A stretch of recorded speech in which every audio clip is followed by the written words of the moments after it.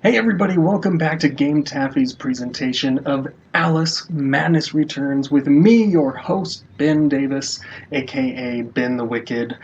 So last time we spent a little bit of time in 19th century London and were thrown into Wonderland. And as you can see, the corruption is beginning to spread. And so we're going to continue this journey and see what else we can find. If we get to any slow points in the game, I want to regale some memories I have of being a community manager on a video game. So hopefully we'll have a chance to talk about that, because it is pretty entertaining. Is simple and immutable. Human purpose is fickle, because it is a slave to memory. Memories must be strictly managed, Alice. Unproductive I think that ones may must have been be on the last video. I can't remember. Oh no! It's hard to remember. As I said at the beginning of this series, this is actually my third playthrough of the very beginning of the game. The very first time I played, we were looking at... oh yeah, we did see this, because we got to the Duchess's house, so I'll quickly get through here.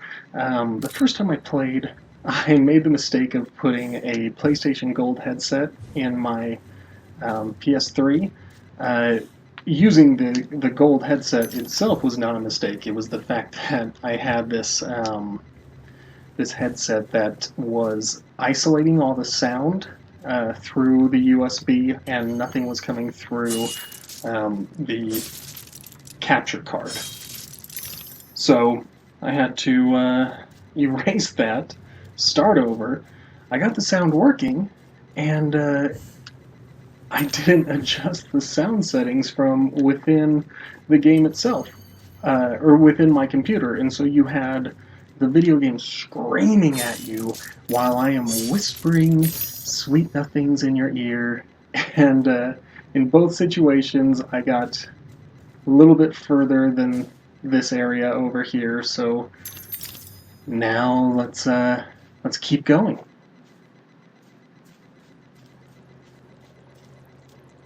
It's you again, Alice. You may approach. Why would I do that? You want to eat me? Yes, well, you taught me manners, and I've lost my taste for mad women. Strictly a porcine diet for me. Everything's better with bacon. I do agree. Everything is better with bacon. There are big snouts scattered about. I heard a few behind the house. Go fetch them for me. But take care for the pests that block your way. Pepper them up if they do. They need spice, and you're just the girl to season them for me. You'll find that grinder serviceable. Why not season your own pig parts? Matter of priorities. My alabaster skin needs protection from the disgusting creatures running amok amidst the environs. But one gets peckish.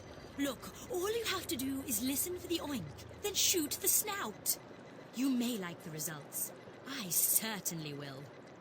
So in American McGee's Alice, the Duchess was the very first boss in the game, and she actually used the pepper grinder against you while you were throwing bombs at her.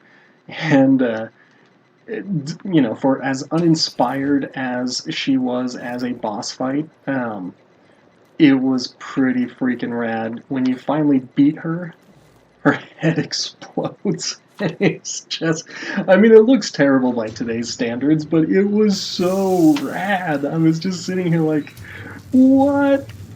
Oh, I've got to get my controls.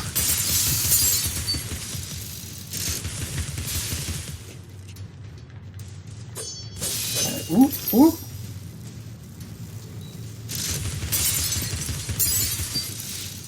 Okay, I don't see any more coming at me. Oh, there you are. Alright, so,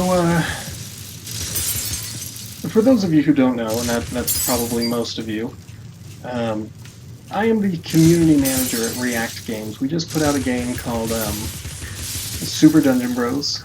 I do play it fairly regularly. I'm working on getting a platinum trophy, actually. So I'm really close to getting that, and I just gotta make that little bit extra to get that platinum trophy. But anyway,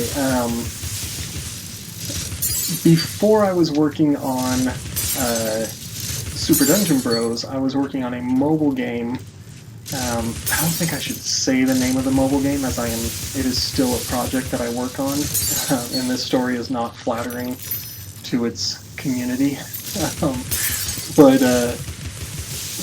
periodically, things break, especially on this game. This is an older game. It was developed and released, I think, in 2009. And so there's times... Oh, hey, Piggy Nose. Keep an ear out for snouts. I'm playing this game on the lowest volume setting, so I highly doubt I'm going to hear any pig snouts while I'm playing. So, I mean, that's good to know, but not really all that useful for me.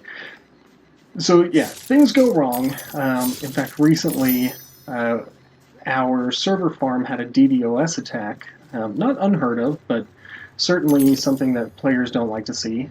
And because of this DDoS attack, many of our players were locked out, and they, not knowing that this was a deliberate attack against our servers, they assumed that we were just trying to ruin the game for them on a personal level. And so whenever this happens, you get really funny things going on. For example, today I had to help a player whose account name they had changed to "Jesus Hates You, Ben." And this is the kind of stuff you see all the time. And if you're pursuing a career as a community manager, you got to know that there's going to be a lot of support involved in your job, and you can't take this stuff personally. You really can't, because it happens every single day. Another email I got, and then I'll go talk to the Duchess. Another email that I received said that because I was on my holiday break and not trying to help people get back into the game when they were dealing with this outage, I was like a firefighter while the city is on fire, but I refuse to do any work because it's Christmas. I was like, oh, my game is costing people their lives and their property. Oh, okay. So let's talk to the Duchess and I'll conclude this thought. Thank you so much for the snout. Now go away. Happily. I'm glad that she's kind of, more of an ally than an enemy this time around. There's, she was a very easy boss to cope with, but still, a boss is a boss, and you didn't get any character development from her. She just storms out into the arena and tries to eat you. Anyway, so where was I? So, it is frustrating sometimes when you are doing what you think is the best work that you can possibly do, and you're just being told repeatedly that you are ruining the gaming experience for everyone. And especially when you're not, when you're doing everything you can to fix the gaming experience for others. But that's what comes with the territory. Community management is simultaneously the most frustrating and the most enjoyable part of a game studio. Some days I walk in and I'm told, hey, we need you to play with this gaming publication and talk about our game. That's a fantastic day, because then I get to go on someone else's channel and I get to be myself, and I don't have to worry about impressing anyone because, it's not my ass on the line, it's their channel. And then there's other days where you come in and you find out that at midnight the night before, the servers crashed, and now you have to somehow discover what could possibly be going wrong and make it all better for everyone. And, you just do what you have to do, and if you're not a people person, you're not going to enjoy that job. But it's, it's also one of those jobs where you get to see everything going on in a studio. By its nature, you don't ever really have an opportunity to say, I can't really go help these people in this department today. I'm way too busy with social media and with helping my engineers find the source of this bug. No, instead you get opportunities to get to know the studio, to get to know the studio heads, and discover what it is that you do, what your role in the company is, and what everyone else's is. You can start learning during your slower periods how you can be a more invaluable part of the job. So, as stressful as it is, you just got to grow a thick skin and know that some people think that you're a lazy fireman and that their particular deity hates you. So, it's a little cathartic to talk about that. As silly as that story is, because genuinely it is, it's stupid that people are trying to make me personally responsible for what's going on in the game. But at the same time, it's like, you just kind of got to deal with it. And most of the time, people, when they realize that you are doing everything you can to help them, they change their tune pretty quickly. In fact, I have another story about that. First, let's hear. This is either going to be, well, it's a feather, so I highly doubt it's one of the cowbirds, but we're right in front of this this cow turtle who was in the first game as a young child whose shell was stolen by the Duchess. He agrees to get you through the forest if only you will help him recover his shell.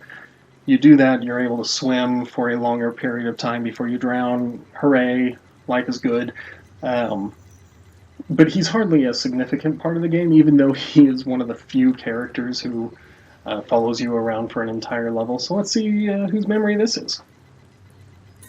Finish your suit, girls. Bovine juveniles gave their all for it. Alright, so that's the aunt. We saw her in the cutscene from yesterday's episode. I think by the fact that we just met the Duchess and the fact that she is talking about bovine juveniles, I think we could make the assumption that Alice pictures her aunt as the Duchess.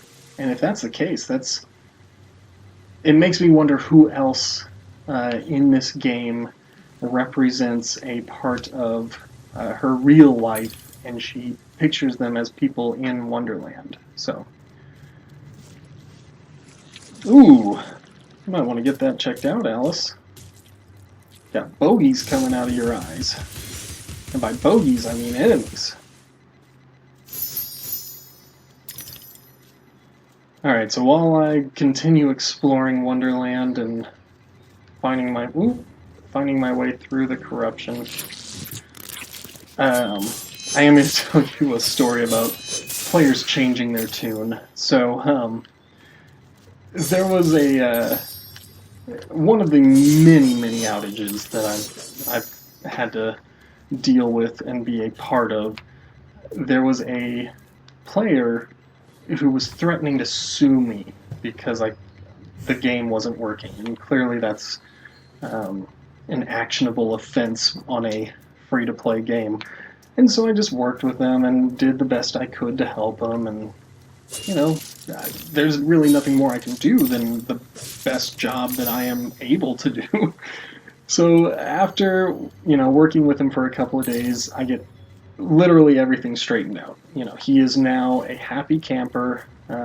Things are working for him. And what was previously, I'm going to sue you, you're the worst thing that's happened to this game, you're going to make this game fall to pieces, suddenly became, oh man, it's about time this game gets someone who actually cares about us and who's actually trying to make things better. And you know, it feels good to be told that you're doing a good job, but at the same time, you got to deal with people just calling you the worst things in the world before you earn uh, the compliments that will come from doing the best job you can. Oh man. So in American McGee's Alice, all right, blocked off, can't go back. Doesn't. I mean, there's a memory up there, but it doesn't look like there's any hints. In American McGee's Alice, the corruption was very much.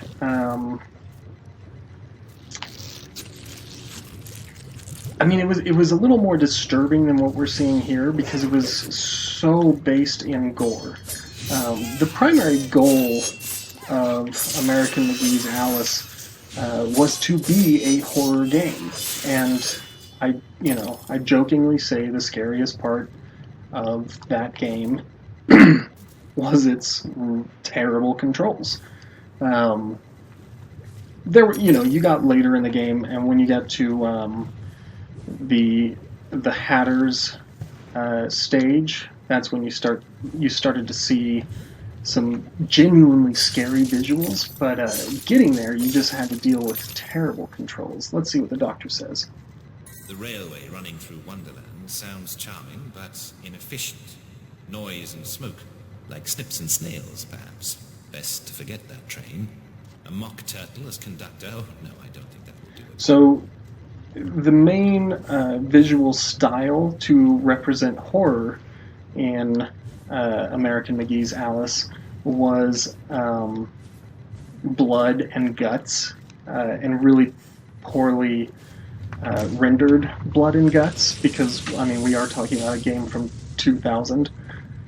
But it got pretty old pretty quickly, and I mean, we look at this and it looks like a mix of either lava or blood and oil. I really like that they're going for a more polluted view. The idea of corruption for me makes much more sense when I think about it in terms of pollution, as opposed to corruption being you're wearing your guts on the outside. So I just really dig what they did with this game. Okay. Oh no! Let's see if I can get through this.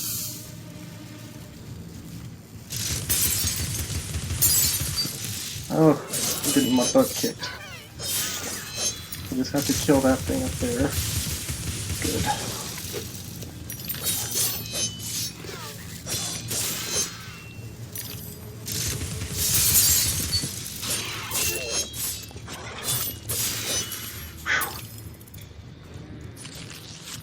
Okay. Oh, didn't see you there.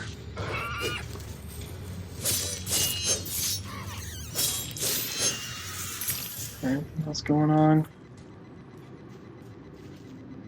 Alright, so this is the upgrade system in the game, and I'm going to have to take a look at it and see what kind of stuff they have.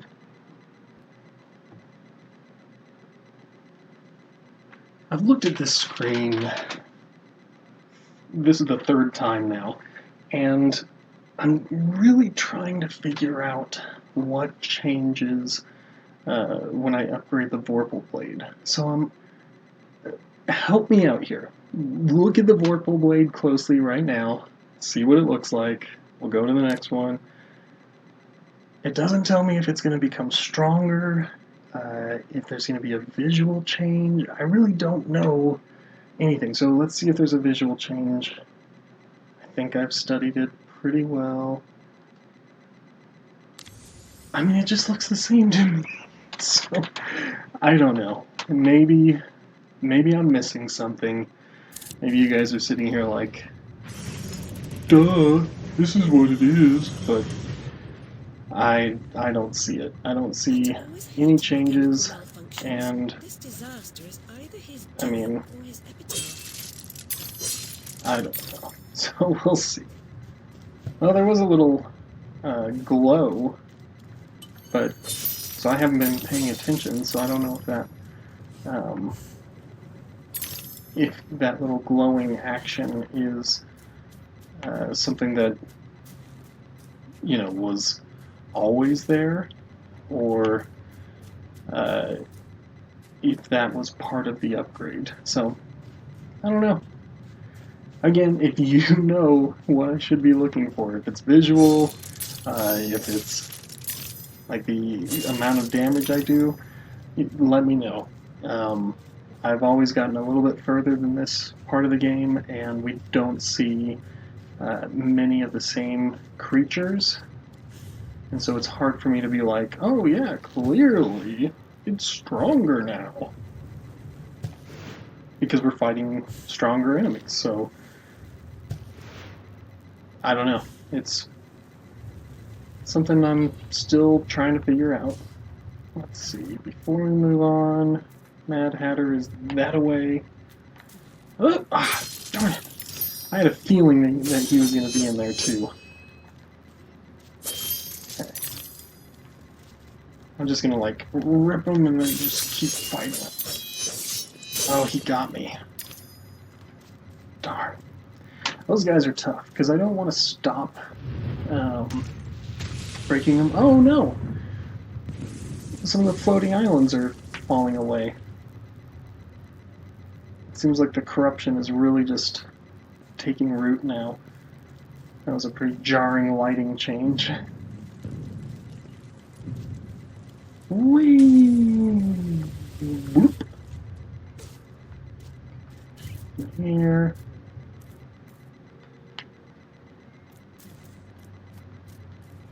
Alright. I really... I can't overstate how cool it is that the breakable objects are changing. They were shells when we were in the forest, or the Vale of Tears, and now that, we're entering this more industrialized location, it seems like we're seeing a lot more variety.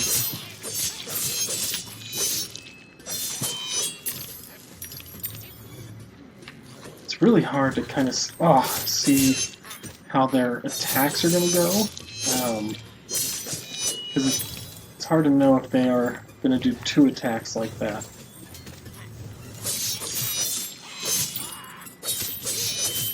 And if they're not dropping health, that's no good.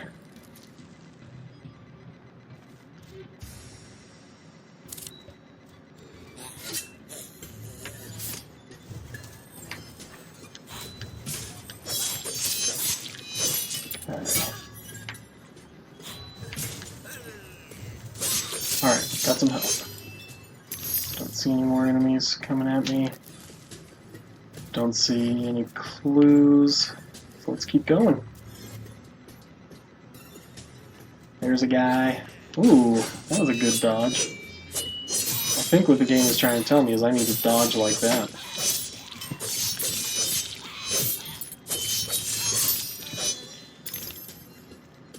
Have you lost your head? Okay. Doom.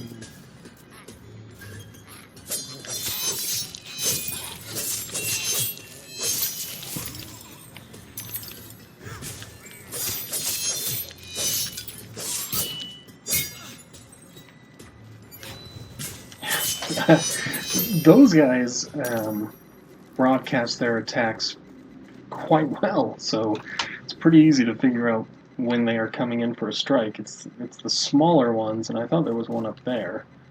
It's the smaller ones who tend to just kind of just attack.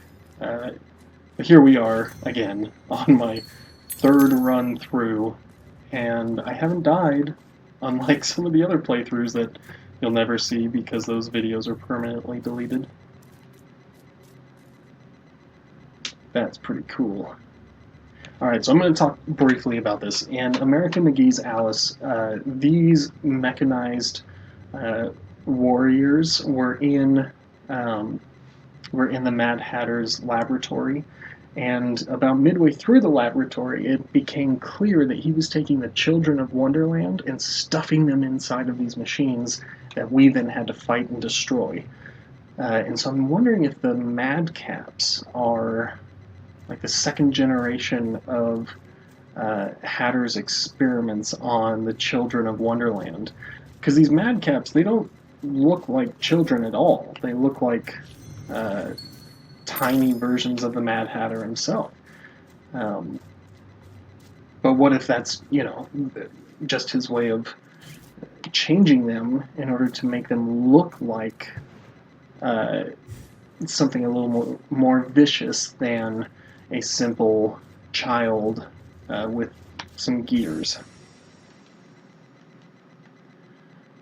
Bloop, bloop. Bloop, bloop. So I both love and hate these hidden pathways. What I dig about them is that so I go into my shrink and they vanish. I come back out, they reappear, very similar to the Cheshire Cat. But I can also walk into them and they vanish. And so you end up finding some of them just by hugging the walls, and I'm not a huge fan of that. I kind of feel like that's a little bit of a cop-out, almost as though, I don't know, it kind of feels like maybe it would have been better if these were solid structures until you use your shrink sense. But I'm not a designer, not yet, so I don't know. These are the things that I hope to learn one day. The questions that people argue about for a long time.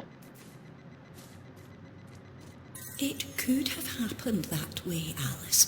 You remember poor Mr. Crook died, didn't he? Dr. Wilson rejects spontaneous combustion, but I trust Mr. Dickens. So that makes it sound like she thinks that possibly she's not at fault. The fire didn't kill her parents, or she didn't start the fire, but instead it was spontaneous human combustion happening to all of her family at the same time. So, I don't know, it's really tricky to kind of figure out what story they're telling us. Are they going to reveal that Alice is indeed guilty? I don't know. All I know is that this is probably the most beautiful introduction to an enemy's palace that I have ever seen. And look at that. Everything floating and just hanging there. Yeah, that's incredible. So, why don't we go introduce ourselves to the Hatter?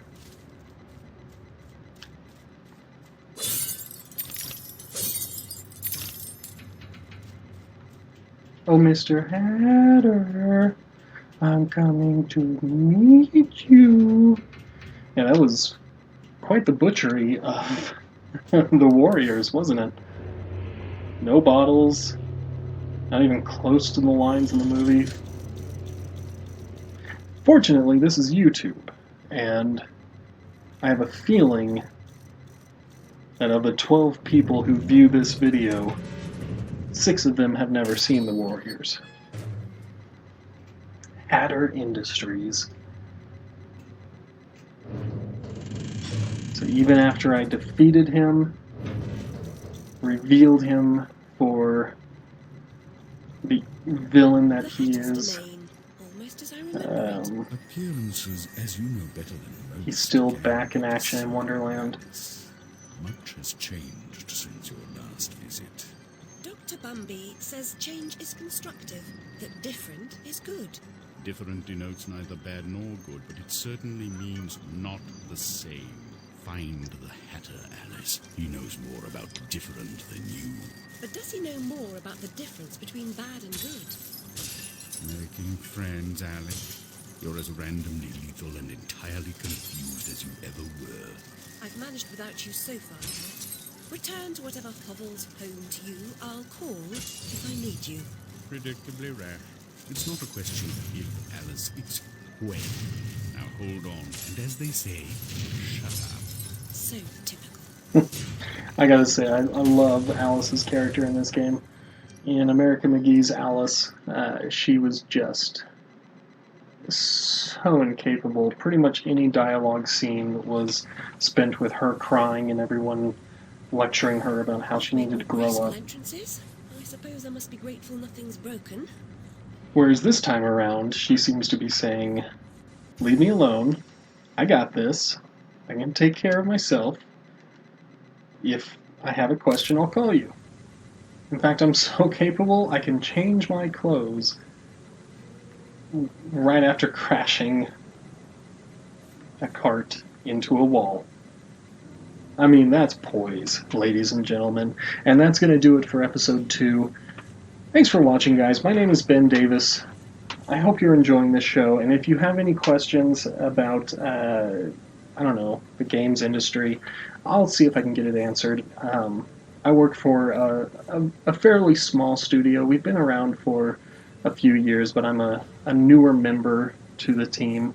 And so I have no problem with getting these answers for you, because chances are I didn't know I had those questions myself. So ask your questions about design, about art, about development, and I will see what I can do for you.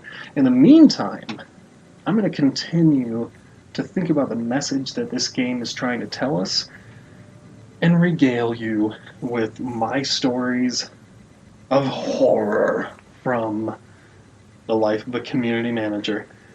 Once again, come back tomorrow. Thanks for watching. Please like and subscribe and share with your friends, especially if you think that they would love to make fun of some guy playing a 6-year-old game. Alright, I will talk to you guys tomorrow.